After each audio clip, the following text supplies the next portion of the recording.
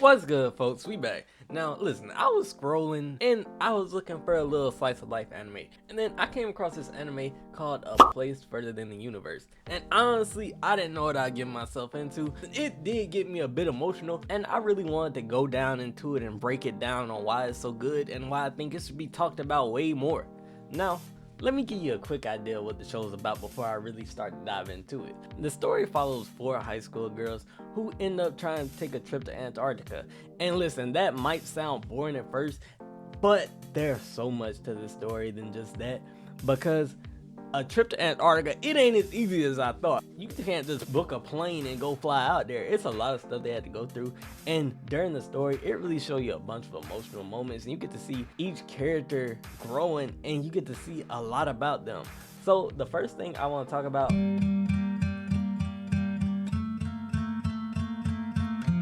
alright, first let's talk about Marie.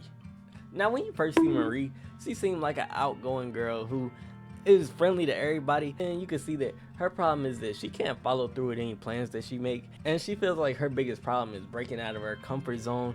Cause listen, that what makes her character very relatable, cause a lot of people go through that. Listen, I know you going through it right now. Listen, would you jump out of a plane? If the answer is no, then you're not breaking out your comfort zone. I mean with the parachute, you know, maybe that's not good comparison. Alright, but I think the main thing, Marie, she wants to make the most out of the opportunity she's given, and you get to build a connection with her, because over time you get to see how hard she's actually trying to change.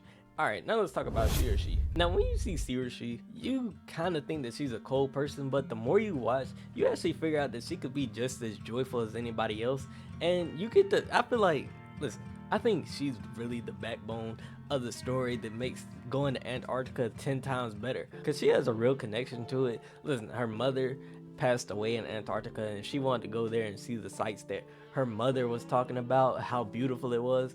I feel like this really made the story a whole lot better, because you get to really dive deep into her childhood, how it was like, and you can only imagine the pain that she went through knowing that her mother had died in Antarctica, the place that she loved, and it really gave her a passion to go out there and see what her mother was so fond of. And I feel like the thing that I like most about her character is that she feels like a real person. Listen, she really hiding how hurt she is, and sometimes she does get a little bit selfish. Since we're on the topic of selfish, let's talk about Megumi. She's Marie's best friend that been with her through kindergarten, and the thing that you learn about her is that she doesn't really want to lose her friend, because her friend growing apart and she don't want to lose that, so she does everything she can to try to stop it.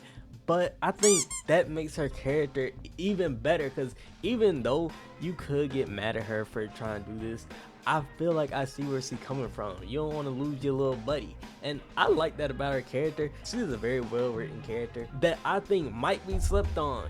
But let's not forget about Hinata. Now Hinata, she's very energetic, jumping all over the place. She seemed like a goofball, but she's actually probably the most mature person in the group, and she tries to hide her vulnerability, and the entire friend group sees this and they start to stand up for her. Now when I say they stand up for her, I don't mean they go beating on somebody. You know, that would have been a nice scene, but basically they go and tell her friends that feel sorry for her and kind of petty for her to leave her alone and let her move on with her life, because she's happy now.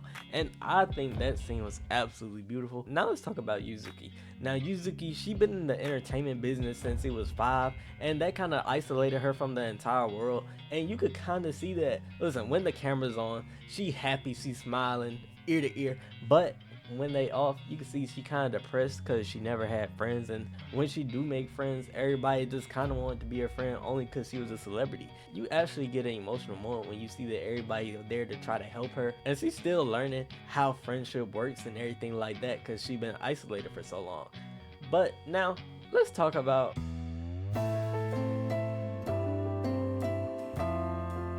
Alright, so let's talk about what really hit me in this show. Listen, the one thing that I love about this show is that it uses Antarctica as more than just a place. I feel like it's almost like a symbol, because it's cold, dangerous, and it's empty, and every character, they see it in a different way.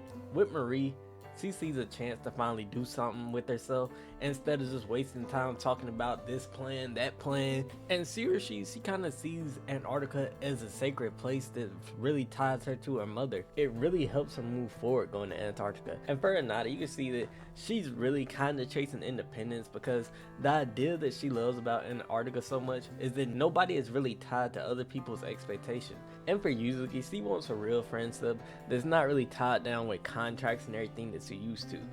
Listen, the friendship in this show is kind of the most realistic I ever seen, because it is a little bit awkward. Listen, people be lying to each other, they be snooping a little, because you know, people do be getting nosy.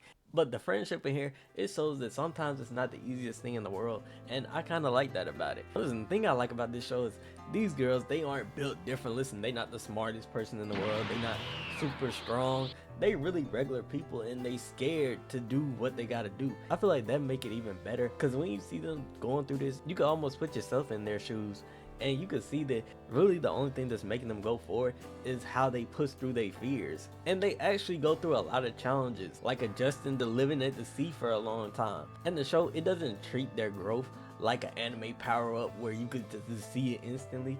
Nah, you gotta watch a whole lot to see them progress and become the person that they are. I will say, the show honestly taught me a lot more about Antarctica that I really didn't know. Like when they talk about the ships and how they're actually built, and how they just run into the ice over and over to crush it.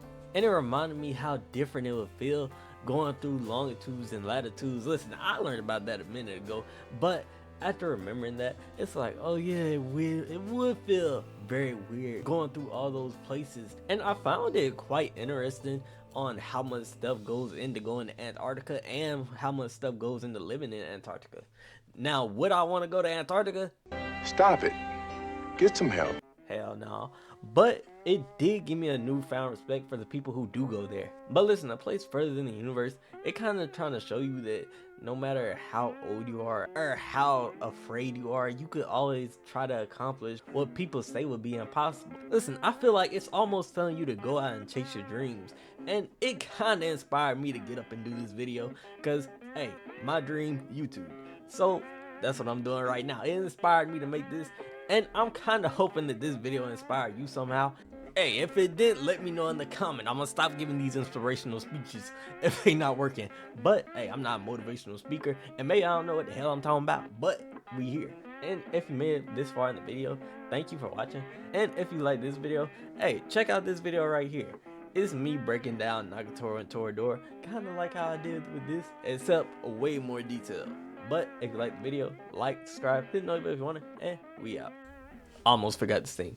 It's all still over. Hit the subscribe.